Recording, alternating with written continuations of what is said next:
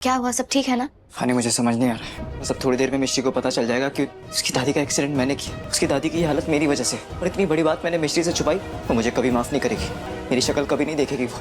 मिश्री को कभी सच का पता नहीं चलेगा। हानि तुम ये बात इतनी विश्वास के साथ कैसे कह सकती हो? मिश्री, राघव जी, कल आपको दादी कहाँ मिली थी? उनका एक्सीडेंट तो तिलक चौक पे ही हुआ था ना? हेलो राघव जी, कुछ तो बोलिए। मैंने मिश्री को झूठ कहा था। मैंने गलत चौक का नाम बताया था। तुम भी वही बोलना, ओके? अरे क्यों बोला झूठ? मैं उस वक्त परेशान था, टेंशन में था, इसलिए मैंने ध्यान नहीं दिया कि तुमने मिश्री को गलत चौक बताया। पर मुझे मिश्री को सच बताना होगा कि एक्सीडेंट तिलक चौक पर नहीं, मंदिर के सामने हुआ था। नहीं राघव, नहीं राघव, मेरी बात सुनो। तुम्हें सच को छुपाना पड़ेगा। जरूरत पड़ने पे बार बार झूठ बोलना पड़ेगा। राघव मेरी बात सुनो। झूठ बोलने से अगर तुम्हारा घर बच रहा है, अगर मिश्री को तुमसे दूर नहीं होना पड़ रहा है, तो झूठ ही सही।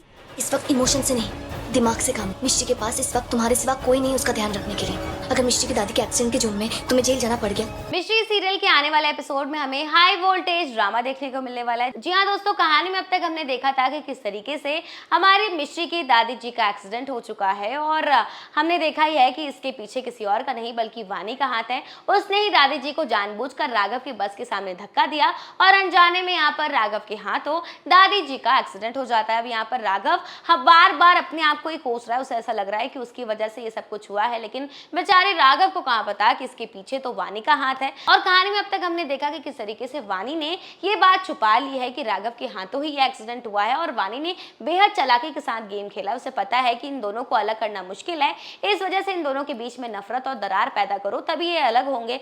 अब यहाँ पर कहानी में हमें देखने को मिल रहा है कि भाई हमारी मिश्री पूरी तरीके से टूट चुकी है अपनी दादी जी की हालत को लेकर, और इस बार दादी जी जो है वो कोमा में पहुंच चुकी है, और डॉक्टर्स ने साफ साफ कह दिया है कि अब तो ये भगवान के ही हाथों में है कि इनको कब होश आएगा, ये कोमा से कब बाहर आएंगी, ये सब कुछ तो भगवान के ही हाथों में है। और आने वाले एपिसोड में हमें देखने को मिलेगा कि हमारी मिश्री पूरी तरीके से टूट गई है, और वो कृष्ण भगवान को कंप्लेन भी करते हुए नजर आती है कि मैंने आप पर हमेशा भरोसा किया, लेकिन आपने मेरा भरोसा तोड़ा। और हमारी मिश्री ने भगवान से मुंह मोड़ लिया और कहती है कि जब तक मेरी दादी उठकर मुझसे बात नहीं करेगी, तब तक मैं कान्हा जी से भी बात नहीं करूंगी। तो वहीं दूसरी तरफ कहानी में हमें दिखाया जा रहा है कि भाई यहाँ पर वानी के घर वाले यानी कि राघव के घर वाले पहुंच चुके हैं। दादी जी, माँ, सब लोग यहाँ पर हॉस्पिटल में पहुंच जाते हैं, और वानी को ठीक देखकर सब खुश होते हैं। लेकिन जैसे उन्हें पता चलता है कि यहाँ मिश्री की दादी जी एडमिट है, तो सबका गुस्सा भड़क जाता है। और यहाँ पर वानी राघव के सामने अच्छी बनने की कोशिश कर रही है और कह रही है कि मैंने ये पैसे दादी जी के इलाज के लिए दिए, एज अ ह्यूमैनिटी के लिए मैंने ये सब पैसे दिए हैं। और जैसे ये बात मिश्री को पता चलती है, तो वो वानी का बहुत शुक्रिया अदा करती है और प्रॉमिस करती है